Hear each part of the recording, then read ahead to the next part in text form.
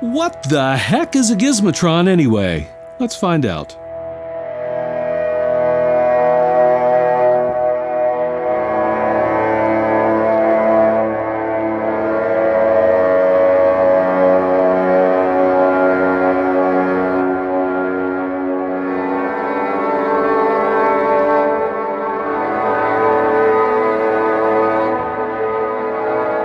Well, there you go. There's a few seconds of what the Gizmotron sounds like. That's an excerpt from a recent ambient guitar meditation that I posted here on the channel. The Gizmotron itself, which is right here on my guitar, is a device that was invented, I believe, in 1969, and it was intended to be able to create an electronic bowing effect on guitar strings. So if you have ever heard of the old school group 10cc with Kevin Godley and Lowell Cream, that's the duo that actually created the Gizmotron. And they, if I have my dates right, here's my Wikipedia article. It was actually patented in 1975.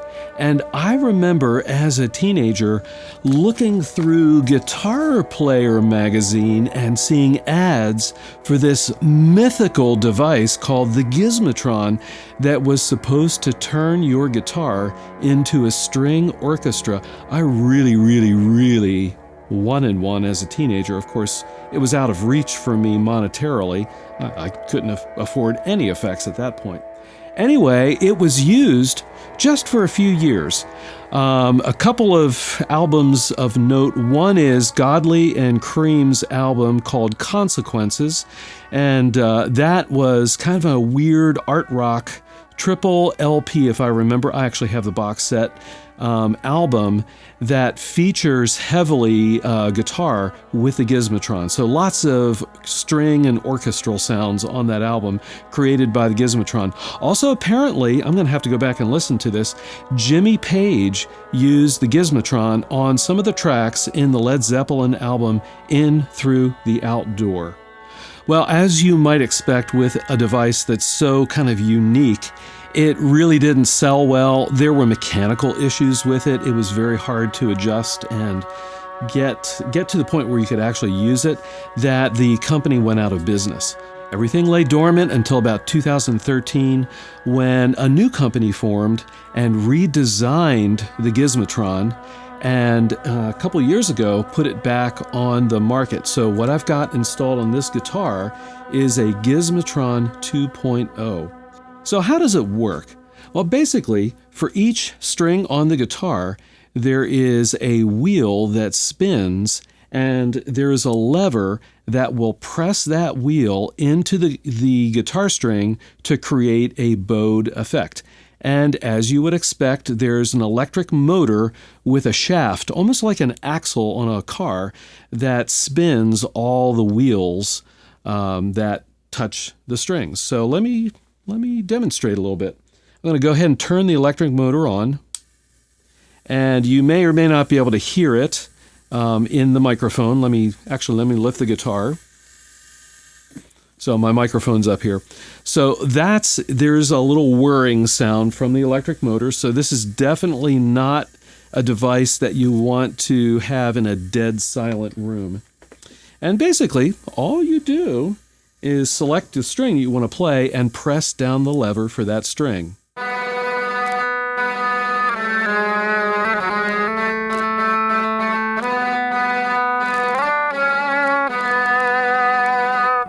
And when you press that string down, the little wheel next to the string lowers and comes into contact with the string, and since it's spinning, it actually kind of bows the string.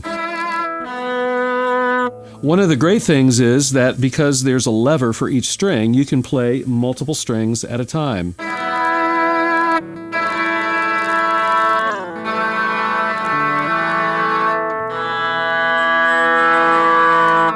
You can even hit all the levers at once to kind of create full chords.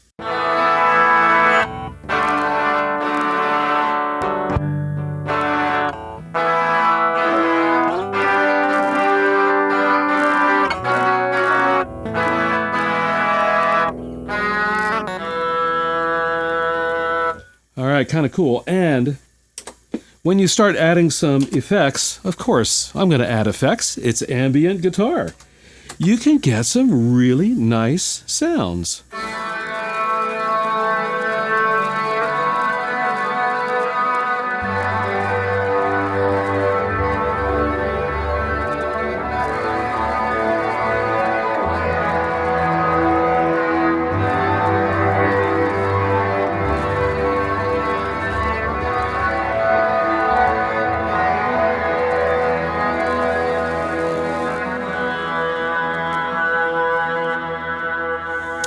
It even works really well with volume swells.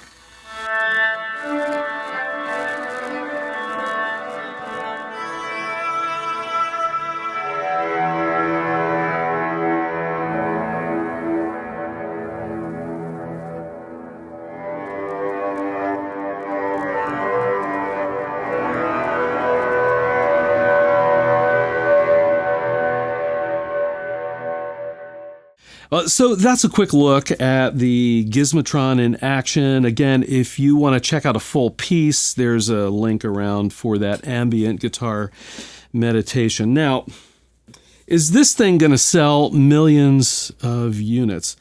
I don't think so. It's still kind of a unicorn, you know what I mean? Like a one-of-a-kind, really unusual beast. For one thing, it pretty much takes over your guitar. Now, I will say that it attaches with double-sided tape, and I've taken the device on and off this guitar a couple of times, and it doesn't seem to mar this modern finish of the PRS. Now, I don't think I would put it on an antique Les Paul with the old nitrocellulose finish. I'd be afraid of, damaging that finish. But for more modern guitars, it's not really an issue. It's not going to harm your guitar. But it is fussy to get installed. So you've got to get it lined up just right. So I'll get my hands out of the way here. You got to get it lined up just right, perpendicular to the strings. And there's 3 mounting legs on the device, and you'll need to adjust them all height-wise to just the right height. Now, once you've done that, then the little levers, there are set screws behind each lever, and that allows you to spread the levers to position them in the correct spot for each string. So you can't get it too close to the string so it mutes the string, but too far away from the string, when you press the lever, it will not come in contact with the string to bow it. Also, if it's too far away, it may actually touch the string on the other side, which you don't want. So it's a little fussy to get going. Now, you might be thinking, well, what about the wheels? What are they made of? I am not exactly sure. To me, it seems like a synthetic hard rubber compound. And I do note at this point that when you play the guitar with the Gizmotron, you do see small particles of that rubber kind of wearing off and kind of sitting on your guitar. It blows right off. It's not a problem. I did write Gizmotron and ask them about how long these wheels last, and they said for most people about 6 months. They do sell replacement sets, and they're pretty, they're relatively inexpensive, so it's not a big deal to me. Gizmotron also said, though, that in early 2019, they're going to be changing the compound of the wheels to a much harder, more durable compound. So I'm actually looking forward to that. I'm definitely going to upgrade when the new improved wheels come out to see, one, how does it sound? Does it change the tone? Maybe it does, and maybe it changes it for the better. I don't know. And then 2, what's the lifespan, as I continue to play this? The other thing I should mention just about the device is the power. So because it has this electric motor, it does not have an internal battery. It has a USB connector, and the intent is that it's USB powered.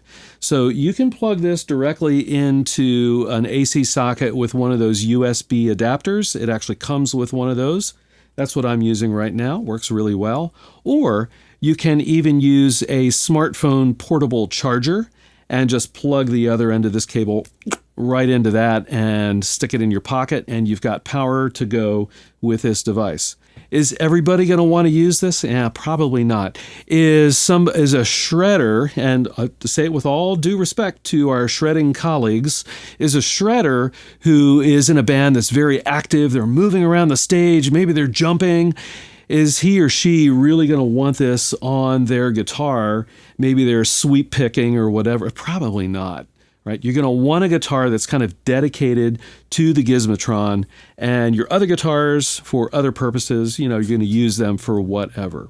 So, am I glad that I have this mythical beast that I always kind of longed after when I was a kid? Oh, heck yeah.